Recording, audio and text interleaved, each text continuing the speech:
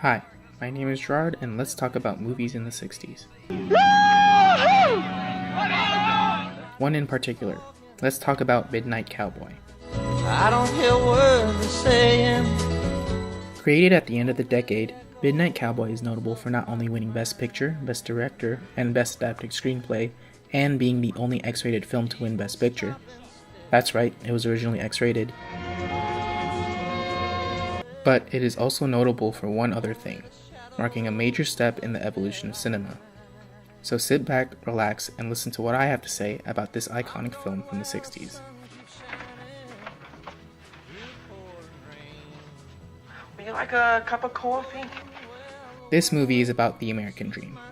There have been many movies about the same thing throughout the whole decade, but what is so different about Midnight Cowboy is not necessarily the acting, directing, or writing, but the content. This movie is about the American dream. We have the ideal American protagonist. Cowboy, huh? Well, sir, I ain't a for real cowboy. But I am one hell of a stud. Chasing his dream. I'm heading on up New York City, man. I'm a hustler, you didn't know that? Who works really hard.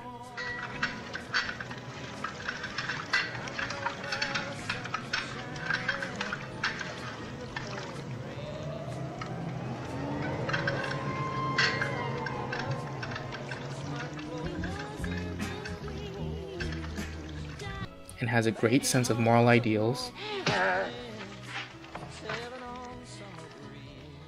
And he meets people who help him on his journey who are totally supportive and helpful. And you're gonna tell me what appeals women. I know enough to know that great big dumb cowboy crap of yours don't appeal to nobody except every jackie on 42nd Street. That's faggot stuff. You want to call it by its name, that's strictly for fags. John Wayne, you gonna tell me he's a fag? And there's an ending where the protagonist realizes something about himself and gains enlightenment. What I'm gonna do is get some sort of job, you know?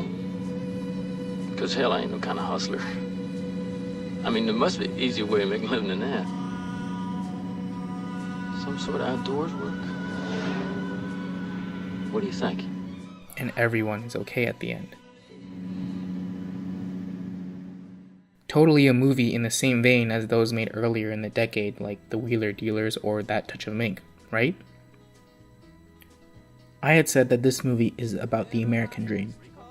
It is. It's about specifically destroying the American dream. Rico? Hey, Rico? Look at it this way. Midnight Cowboy reflects the moral changes at the end of the 60s. Rather than portraying the American dream, movies started to portray the gritty reality of life.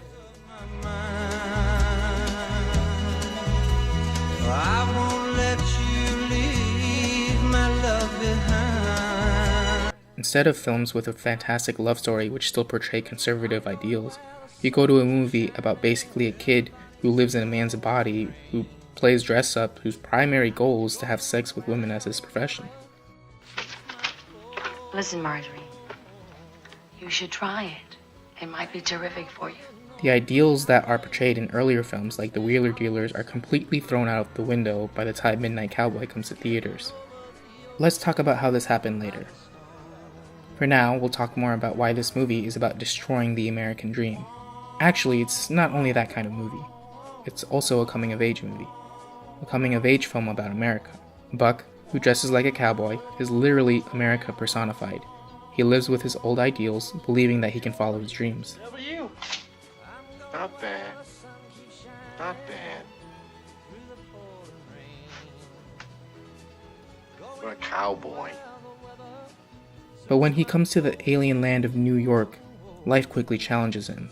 Unable to cope with these challenges, he becomes homeless with nowhere to go. Then he meets Rizzo. Who is he? This is my friend, Rizzo and I. Rico Rizzo. Hello. Rizzo is the new America. He represents real life, not the idealistic, clean, and neat America that Joe lives in. I'm walking here! I'm walking here! Up yours, you son of a bitch! You don't talk me that way! Get out of here! Society is facing destruction. Religion can be Do you challenged. think God is dead? And the divorce rate is increasing. So after Rizzo, whom is the embodiment of this new America, tricks Joe, who represents all the old American ideals. They clash. Come on now, don't hit me. Come on now. Come on, I'm a cripple. I ain't gonna hit you. Come on now. I'm gonna strangle you to death. Now, wait a minute.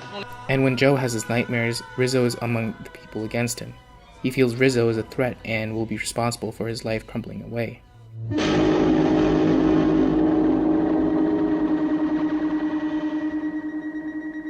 But instead, they become closer.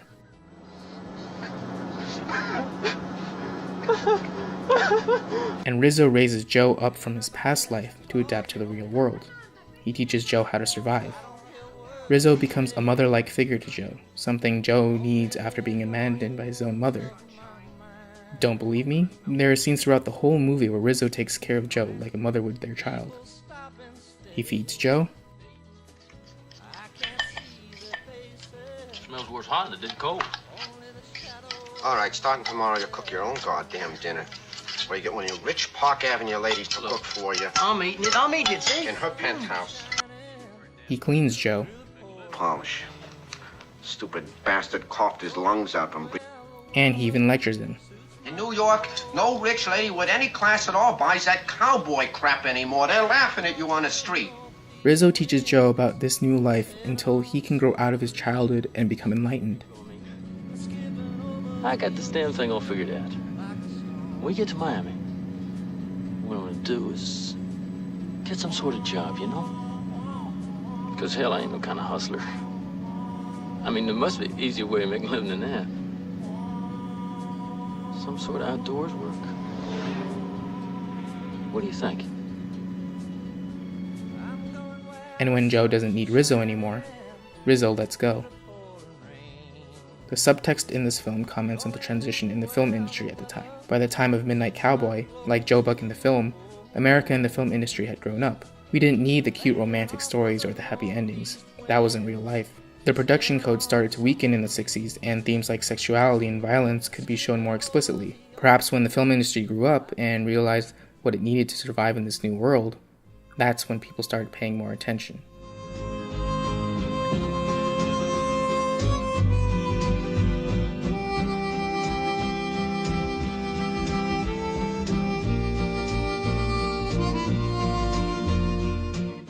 My name is Gerard, and if you haven't seen this movie yet, make sure to watch it. Well, bye. Bye.